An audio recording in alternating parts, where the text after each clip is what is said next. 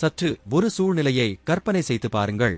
நீங்கள் ஒரு சுயாதீன தொழில்முறை நிபுணர், ஒரு வீடியோ எடிட்டராக இருக்கலாம், ஒளிப்பதிவாளராக இருக்கலாம், மென்பொருள் உருவாக்குநராக இருக்கலாம், ஓவியர், எழுத்தாளர் அல்லது திரைப்பட படைப்பாளராக இருக்கலாம். பல ஆண்டுகள் கடினமாக உழைத்து உங்கள் திறமைகளை வளர்த்து ஒருநாள் உங்கள் வாழ்க்கையை மாற்றக்கூடிய ஒரு பெரிய வாய்ப்பு உங்களுக்கு கிடைக்கிறது.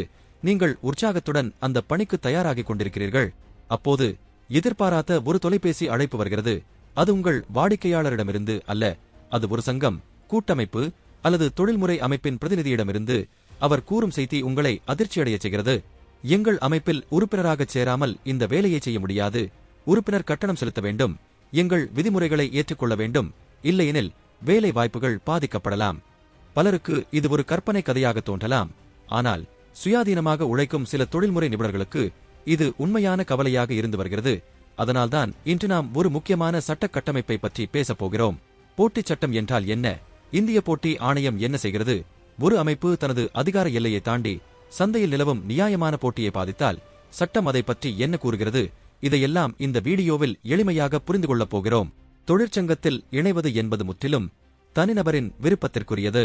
தொழிற்சங்கங்கள் யாரையும் மிரட்டவோ அல்லது வற்புறுத்தவோ செய்தால் அவற்றின் அங்கீகாரம் ரத்து செய்யப்படுவதோடு தடைகளையும் சந்திக்க நேரிடும். அத்தகைய சட்டவிரோத செயல்களில் ஈடுபடும் யூனியன் நிர்வாகிகளுக்கு சிறை தண்டனையும் அபராதமும் விதிக்கப்படலாம். மேலும் தொழிற்சங்கம் என்ற பெயரில் செயல்படுவதால் மட்டுமே போட்டிச் சட்டத்தின் ஆய்விலிருந்து தங்களுக்கு தானாகவே விலக்கு கிடைத்துவிடாது என்பதை உச்ச நீதிமன்ற தீர்ப்பு மிக தெளிவாக உணர்த்தியுள்ளது. தொழில் சங்கங்களோ, கூட்டமைப்புகளோ அல்லது தனிப்பட்ட செல்வாக்கு மிக்கவர்களோ தங்களின் அதிகார பலத்தை பயன்படுத்தி உறுப்பினர்களுக்கு மட்டுமே வேலை என்ற கூட்டு நிபந்தனையோ, ஒரு தனிமனிதனின் தொழில் சுதந்திரத்தை கட்டுப்படுத்தும் ரகசிய தடையோ விதிக்க சட்டப்படி எவ்வித உரிமையும் இல்லை. இந்த விதியை மீறி வேலைவாய்ப்பை முடக்கினால் சம்பந்தப்பட்ட சங்கங்களுக்கு இந்திய போட்டி ஆணையம் லட்சக்கணக்கில் கடுமையான நிதி அபராதம் விதிப்பதோடு அதற்கு காரணமான நிர்வாகிகளின் பதவிகளையும் அதிரடியாக பறித்து அவர்கள் மீண்டும் பொறுப்புக்கு வர முடியாதபடி சில ஆண்டுகள் தடையும் விதிக்கும்.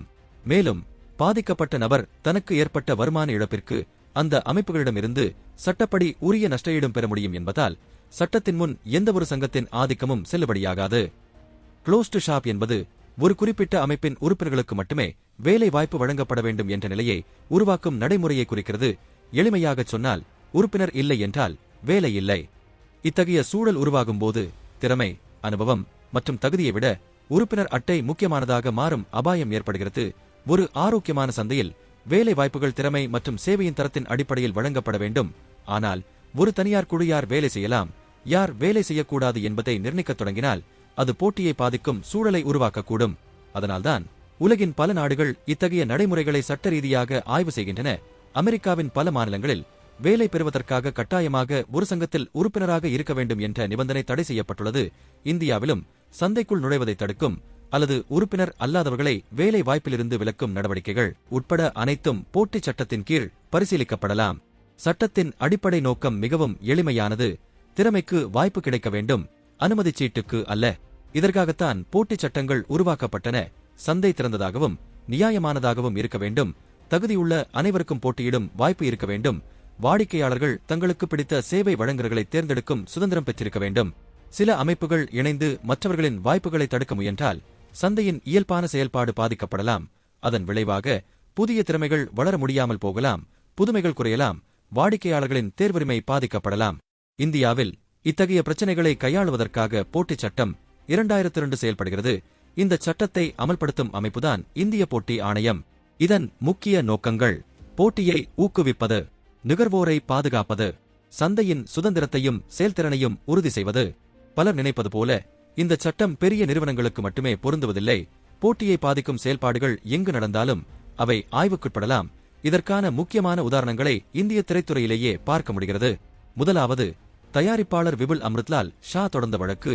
அவர் ஒரு குறிப்பிட்ட திரைப்பட ஊழியர்கள் கூட்டமைப்புக்கு எதிராக முறையிட்டார். அங்கு நடைமுறையில் இருந்த உறுப்பினர்களுக்கு மட்டுமே வேலை என்ற விதிமுறைகள் மற்றும் அவற்றை அமல்படுத்த பயன்படுத்தப்பட்ட கண்காணிப்பு மற்றும் கட்டுப்பாட்டு நடைமுறைகளை இந்திய போட்டி ஆணையம் ஆய்வு செய்தது. விசாரணையின் முடிவில் உறுப்பினர் அல்லாதவர்களை வேலை வாய்ப்பிலிருந்து விலக்கும் இத்தகைய நடைமுறைகள் போட்டிச் சட்டத்திற்கு எதிரானவை என்று ஆணையம் தீர்மானித்தது. மேலும் அந்த நடவடிக்கைகளை உடனடியாக நிறுத்துமாறும் உத்தரவிட்டது. இரண்டாவது, கேரளா தியேட்டர் உரிமையாளர்கள் கூட்டமைப்பு தொடர்பான வழக்கு. தங்களின் அமைப்பிலிருந்து விலகிய ஒரு தியேட்டருக்கு புதிய திரைப்படங்களை வழங்கக்கூடாது என்ற வகையில் திரையரங்கு உரிமையாளர்களுக்கு அழுத்தம் கொடுக்கப்பட்டதாக குற்றச்சாட்டுகள் எழுந்தன. இதனை விசாரித்த இந்திய போட்டி ஆணையம் தியேட்டர்களில் படம் திரையிடுவதை முடக்கும் இத்தகைய நடவடிக்கைகள் சந்தை போட்டியை பாதிப்பதாக கண்டறிந்து அபராதங்களை விதித்தது. மேலும் அந்த நடவடிக்கைகளில் தொடர்புடைய சில தியேட்டர் கூட்டமைப்பு நிர்வாகிகளுக்கு எதிராகவும் உத்தரவுகள் பிறப்பிக்கப்பட்டன. பின்னர் இந்த விவகாரம் மேல்முறையீட்டு நிலைகளையும் கடந்து சந்தை போட்டியை பாதிக்கும் செயல்பாடுகளுக்கு எதிராக இந்திய போட்டி ஆணையம் நடவடிக்கை எடுக்க அதிகாரம் கொண்டது என்ற கொள்கையை மேலும் வலுப்படுத்தியது. மூன்றாவது மற்றும் மிகவும் முக்கியமான வழக்கு இயக்குனர் வினயன் எதிர் மலையாள திரைப்பட கலைஞர்கள் சங்கம் மற்றும் கேரள திரைப்பட ஊழியர்கள் கூட்டமைப்பு தொடர்பான வழக்கு. மலையாள திரைப்பட கலைஞர்கள் சங்கமும் கேரள திரைப்பட ஊழியர்கள் கூட்டமைப்பும் இணைந்து இயக்குனர் வினயனுடன் எந்த நடிகரோ அல்லது தொழில்நுட்ப கலைஞரோ பணியாற்றக்கூடாது என்ற வகையில் ஒரு மறைமுக தடையை உருவாக்கியதாக குற்றச்சாட்டுகள் எழுந்தன. இதையடுத்து இயக்குனர் வினயன் இந்திய போட்டி ஆணையத்தை அணுகினார். விரிவான விசாரணைக்கு பிறகு ஒரு தனிநபரின் தொழில் செய்யும் சுதந்திரத்தையோ அல்லது தியேட்டர் மற்றும் தயாரிப்பு சந்தையில் போட்டியிடும் வாய்ப்பையோ சட்டவிரோதமாக கட்டுப்படுத்த எந்த அமைப்பிற்கும் அதிகாரம் இல்லை என்று இந்திய போட்டி ஆணையம் தெளிவுபடுத்தியது. மேலும் போட்டியை பாதிக்கும் வகையிலான தடைகள் மற்றும் புறக்கணிப்பு நடவடிக்கைகளை நிறுத்துமாறும் உத்தரவிட்டது. இந்த வழக்குகள் அனைத்தும் ஒரு முக்கியமான செய்தியை வலியுறுத்துகின்றன. எந்த அமைப்பாக இருந்தாலும் அதன் அதிகாரம் சட்டத்தின் எல்லைக்குள் மட்டுமே இருக்க வேண்டும். திறமை, அனுபவம், ஒரு தனியார் அமைப்பின் அனுமதியை மட்டும் சார்ந்திருக்கக்கூடாது என்பதே இந்த வழக்குகள் எடுத்துக்காட்டும் அடிப்படை கொள்கையாகும். தொழிற்சங்கங்கள் மற்றும் தொழில்முறை அமைப்புகள் சமூகத்தில் முக்கியமான பங்கு வகிக்கின்றன. அவை உறுப்பினர்களின் நலனுக்காக குரல் கொடுக்கலாம், ஊதியம், பாதுகாப்பு மற்றும் வேலை நிபந்தனைகள் குறித்து பேச்சுவார்த்தை நடத்தலாம். ஆனால் அதே நேரத்தில் சந்தையில் நிலவும் நியாயமான போட்டியை பாதிக்கும் நடவடிக்கைகள் சட்ட ரீதியாக ஆய்வு செய்யப்படலாம். இறுதியாக ஒரு விஷயத்தை நினைவில் கொள்ளுங்கள். இது சங்கங்களுக்கும் தனிநபர்களுக்கும் இடையேயான போராட்டம் அல்ல. ஆரோக்கியமான போட்டிதான் புதிய திறமைகளை உருவாக்குகிறது, புதுமைகளை ஊக்குவிக்கிறது. அதனால்தான் உங்கள் உரிமைகளை அறிந்திருப்பதும் சட்டத்தை புரிந்து கொள்வதும் தேவையான ஆதாரங்களை பாதுகாத்து வைத்திருப்பதும் மிகவும் முக்கியம். விழிப்புடன் இருங்கள், உங்கள் உரிமைகளை அறிந்திருங்கள்.